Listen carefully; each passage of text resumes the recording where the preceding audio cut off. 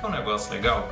Essa semana falaram do ministro da Economia, o Paulo Guedes, e do presidente do Banco Central, Roberto Campos Neto, que eles têm uma estrutura offshore. Mas você sabe na prática o que é isso? Eu queria deixar um aviso aqui inicial de que o meu objetivo não é ter nenhuma relação assim, a uma questão política dos dois, mas sim de uma explicação voltada mais para a visão de investimentos, ok? A primeira coisa que é legal da gente deixar claro é que uma offshore, ela nada mais é do que uma estrutura jurídica montada fora do Brasil. O que isso quer dizer? É a mesma coisa que você abrir uma empresa, só que em outro lugar. Ela pode ser em algum país no exterior ou naqueles países que a gente chama de paraísos fiscais. O que isso quer dizer? Que esses lugares, eles têm uma facilidade, eles facilitam para que as pessoas levem dinheiro para esse local, né, que monte uma empresa nesse local e que mantenha parte dos seus recursos lá. E claro, eles facilitam a questão de tributação e também a questão de montar a empresa, as taxações e tudo mais. Isso pode não parecer muito comum aqui no Brasil, mas se a gente pegar o histórico do Brasil, né, a gente teve o câmbio flutuante a partir de 97, né, que a gente teve um pouco mais de abertura em relação ao mundo, e também foi quando o país, na primeira década, né, dos anos 2000, teve um bom crescimento, né? Então o Brasil, naquela época, não se pensava muito em manter uma estrutura fora do Brasil, uma vez que o mundo inteiro também estava crescendo e manter parte dos seus recursos aqui no país era normal, né? Era tranquilo e não tinha tantos problemas. A partir da década seguinte, que foi de 2010 a 2020, é que começamos a ter diversos problemas, crises aqui dentro e também crise europeia, e que com isso, algumas pessoas que já tinham mais recursos financeiros começaram a pensar em diversificar a sua localização geográfica dos seus recursos. Então, a ideia era você colocar, por exemplo, nos Estados Unidos, que é a maior economia do mundo, ou você utilizar países, igual eu falei, que têm mais facilidades tributárias e facilidades de montar empresas, né, no caso chamadas de offshore. Mas por que então o brasileiro ele pensa que uma offshore é negativa? A gente tem essa cultura de pensar que uma offshore ela é negativa porque essa estrutura era usada para pagamentos de propina. Ou seja, como ela está em outro local e não no Brasil, fica complexo para o governo brasileiro identificar transferências e pagamentos, já que não está sobre a jurisdição do Brasil, né? Então, às vezes acabava que para serviços ou pagamentos ilegais eram utilizados esses tipos de estrutura. Mas uma offshore, para ela funcionar mesmo no outro país, se nós somos brasileiros ou temos residência fiscal no Brasil, ela precisa ser declarada, né?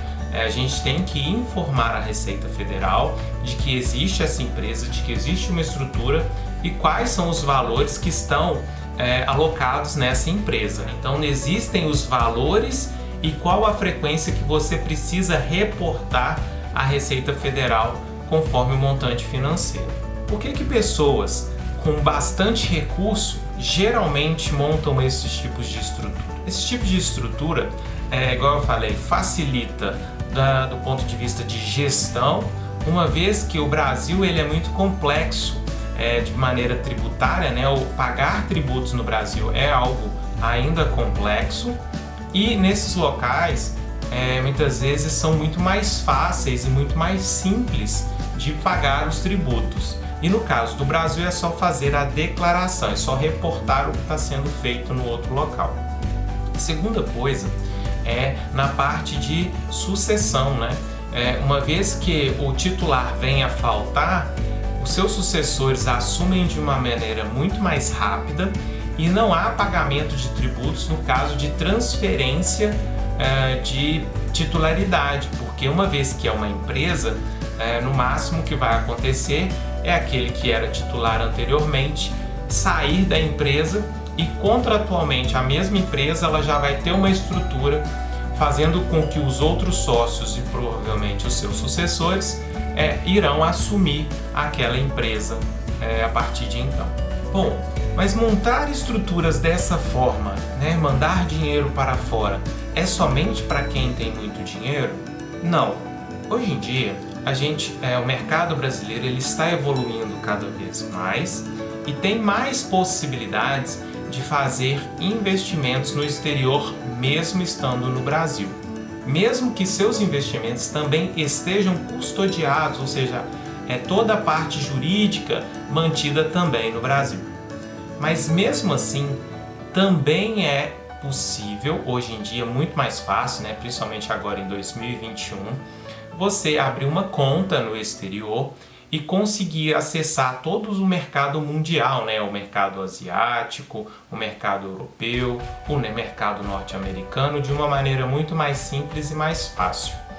Porém, é preciso ainda, assim como numa offshore, é preciso se preocupar com a parte de sucessão também, caso venha a faltar.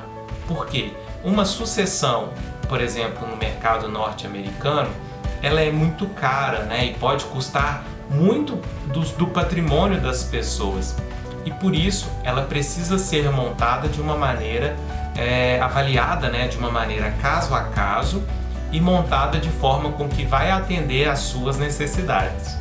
Então, pessoal, esse que é o recado que é importante. A gente precisa sim diversificar, conseguir acessar mercados diferentes, mercados no exterior, não ficar somente alocado no Brasil, igual eu falei, nem o americano, que tem o maior mercado do mundo, fica concentrado só no seu próprio país, mas é uma cultura que a gente vem melhorando cada vez mais e espero que cada um consiga fazer isso de maneira muito consciente. Muito obrigado por ter assistido o vídeo até o final. Se você gostou desse conteúdo, compartilha com os amigos ou também coloque aí no comentário o que você achou, que é muito importante para a gente conseguir trazer mais conteúdos como este. E não deixe de se inscrever e participar conosco aqui nesse canal. Até mais!